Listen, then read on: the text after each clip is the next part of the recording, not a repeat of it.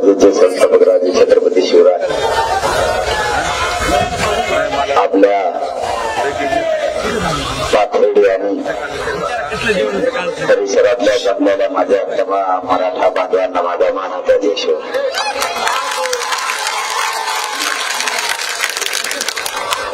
मराठा आरक्षणाचा लढा हा आता शेवटचा टप्पा आहे.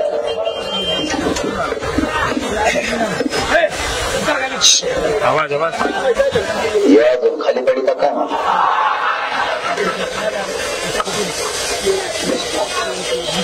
येऊन आले का तुम्ही?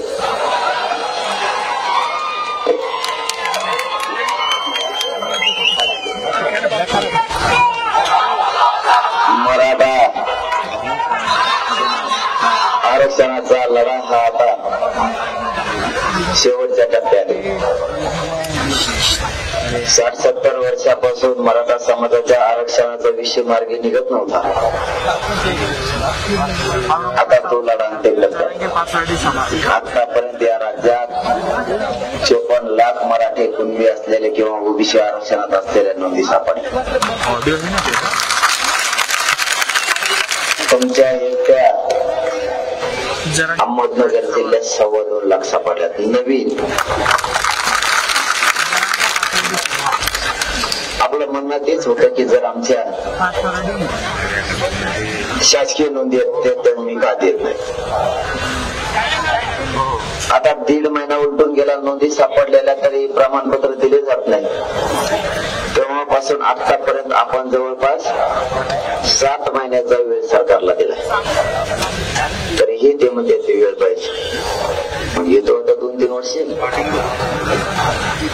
टेन्शन मग पटाना माग पटलं, आता नाही पटलं. मी काय चुकीचं नाही करत. माझ्या गोरगरीब मराठ्यांच्या लेकरं मोठे झाले पाहिजेत यासाठी आज संघर्ष सुरू झाला.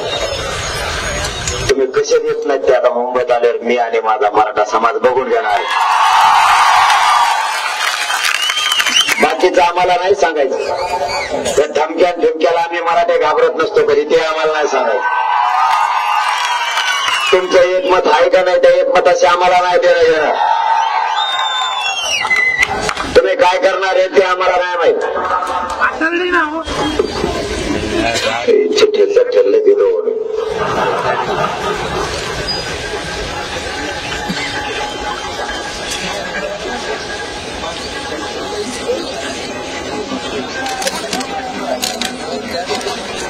उली दिलेली होऊन त्याचं असं दिलं कस का? मी मास्तर आहे, पानात भरून दिली.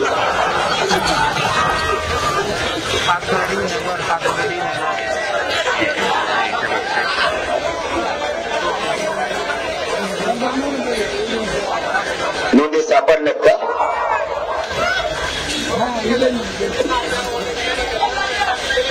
आपण सापडल्यात का ऑनलाईन करायला? बोलतो मी संध्याकाळी तुमच्या कलेक्टर साहेबांना बोलतो, करायला लावतो ते.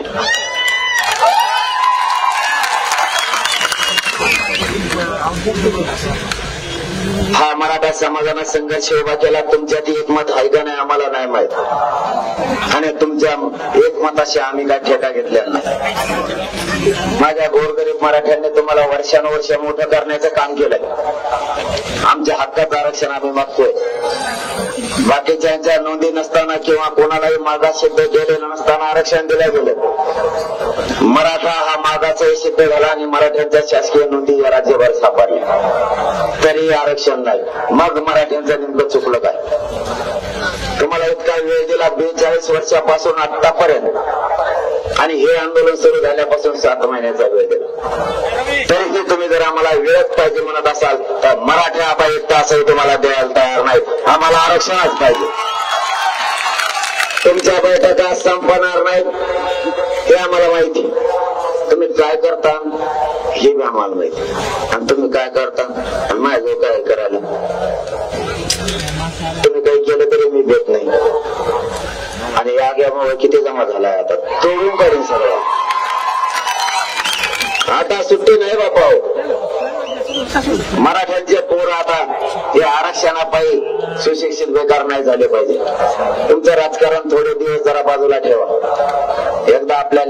आयुष्याचं आरक्षण द्या, तुम्हाला जे राजकारण करायचं ते नंतर करा, नसता पुन्हा हे डाव टाकतील. आता त्यांना डाव त्यांचा आपण यशस्वी नाही होऊ द्यायचं.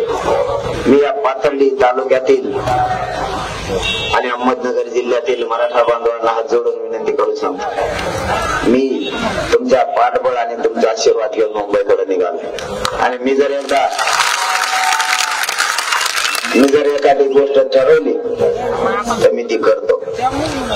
मी पुन्हा येईल का नाही मला माहित नाही, पण तुमचा मुलगा म्हणून तुम्हाला आजच हाक मारतोय की जर सरकारनं काही त्रास देण्याचा दगाफटका करण्याचं काम केलं तर हे आंदोलन वर्षानुवर्ष बंद नाही राहिलं पाहिजे. सळके पळ करून सोडायचं, या सरकारला सळके पळ करून केल्याशिवाय सोडायचं. गाव आपले, तालुके आपले, फिरून यांनी कायमच इकडे यायचं आणि यांना आयुष्यातून, राजकीय आयुष्यातून कायमचं उठवायचं, म्हणजे उठवायचंच याला. आपल्या मुलाला नाही तर कोणालाच नाही, आणि ते आपल्या हक्काच आहे. आता मुंबईकडे निघालो तुमच्या पाठबळावर, आता मागा नाही हटणार. आणि मी जर एकदा बोललो तर मी मागा हटत नाही.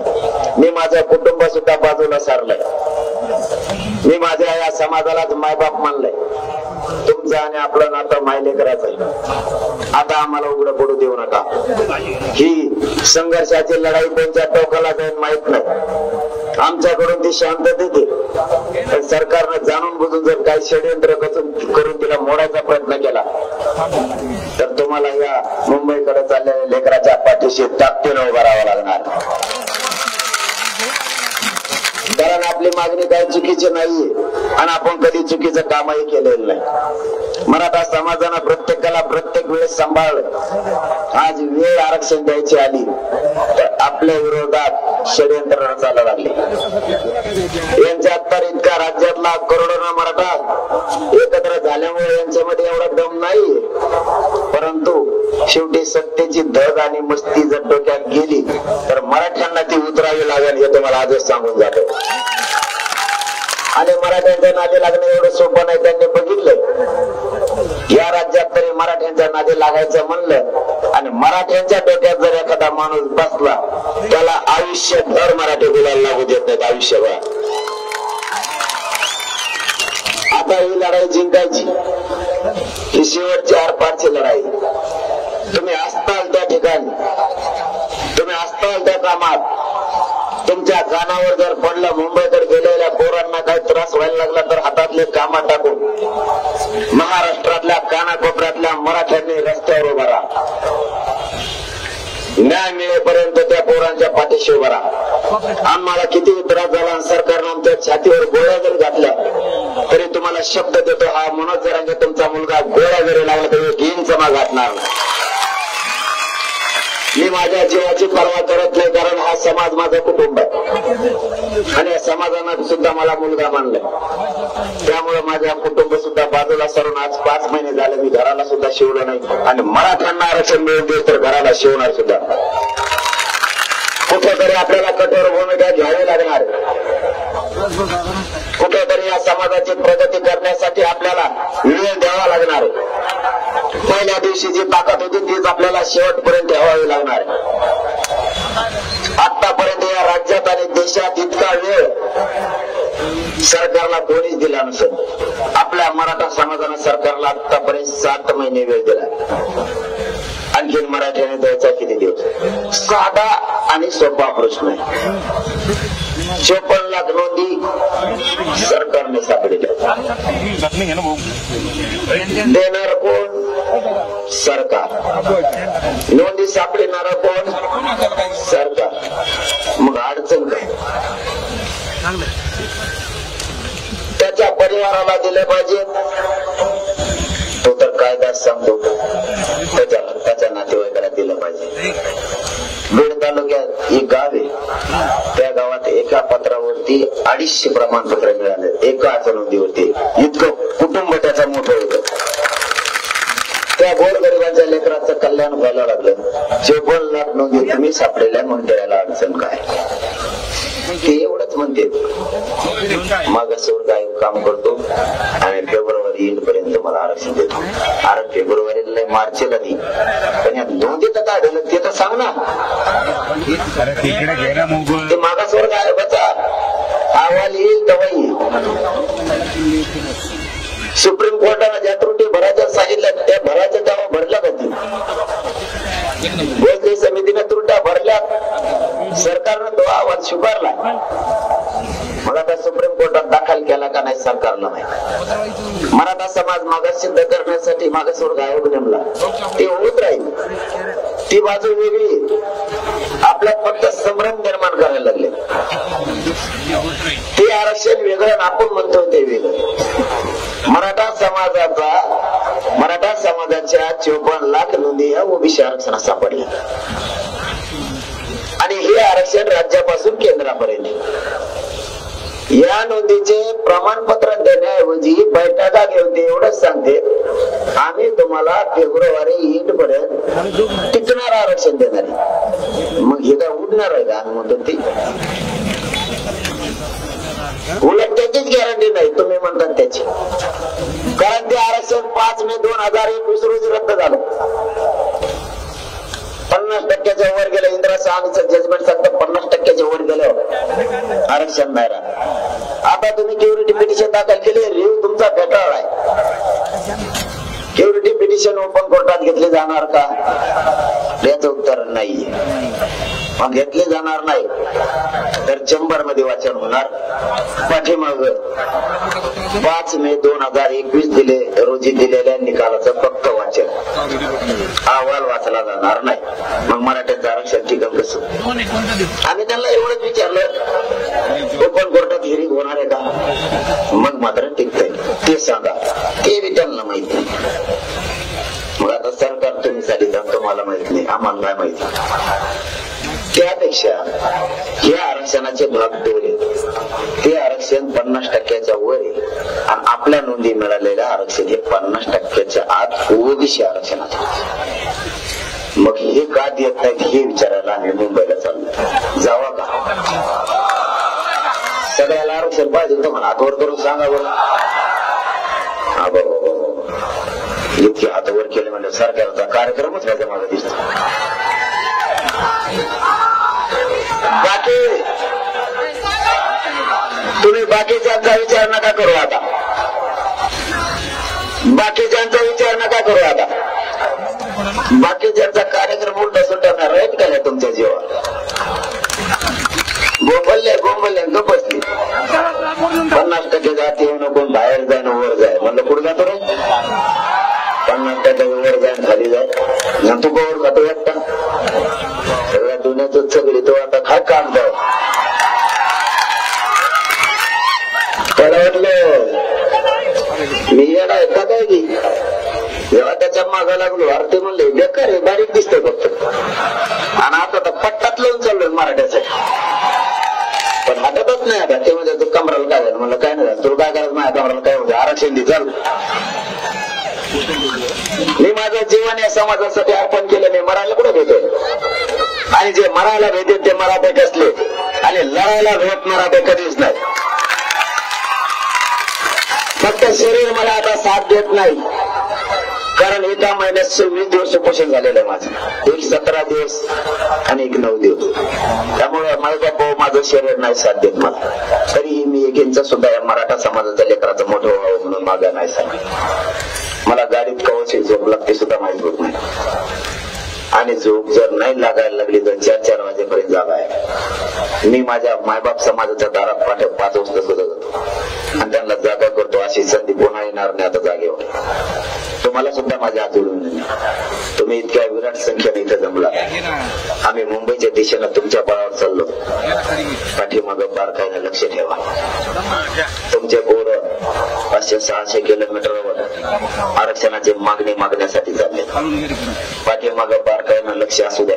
त्यांना काही त्रास होतोय का? जर तसा काय प्रयत्न झाला तर उभा महाराष्ट्र मुंबईला गेलेल्या पोरांच्या पाठीशी ताकदीने उभा राहायला पाहिजे. आता मात्र आरक्षण घेतल्याशिवाय मागणार नाही. माझा शब्द आहे तुम्हाला. माझा जीव जरी गेला तरी मराठा आरक्षण घेऊन या मराठ्यांच्या पोरांच्या डोक्यावर विजयाचा गुलाल टाकल्याशिवाय की मागे हटणार नाही, हे शब्द आहे माझा तुम्हाला.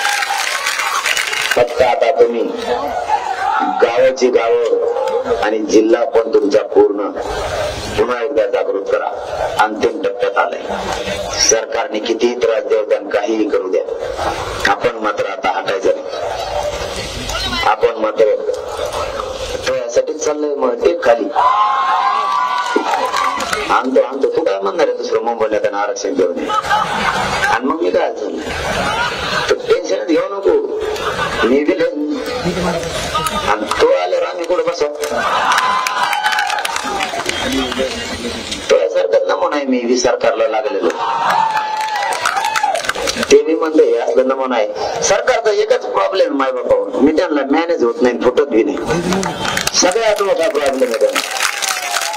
कारण मला काय पैसे लागत नाही, पैशाचं मळ कवा जमलं बी नाही, जसं हिंदीचं मळ जमत नाही तसं. तुम्ही हिंदी ऐकली का? आपलं कचकच तसं आहे. मग काय करा, आणि त्यातले त्यात दम्माने जर विचारली ना, मी बेस्ट हिंदी बोलत होतो, तर ते एअरपोर्टाची शेता का सगळं बिघडूनच जातं खातं. कारण सरकारला असं वाटतं ते मॅनेजर होत नाही, फुटत नाही, मग आरक्षण द्यावं लागेल. कारण पैसे जर माझं जमत नाही, कवा खर्चच असतं माझ्या मागं. मला त्याचेच फोन येते. खूप आयुष्य समाजासाठी काम केलं, आता खूप शेवटच्या टप्प्यात आरक्षण आलं. आता मात्र तुम्हाला विनंती, ताकदीने एवढ्या वेळेस लढू लागा, कसलाच विचार करू नका, आणि लाखात एकत्र या, आरक्षण मात्र मिळवायचं. आता जास्तीचं बोलत नाही, कारण सभा घ्यायच्या पुढे ठरलेलंच नाही आपलं कुठंच.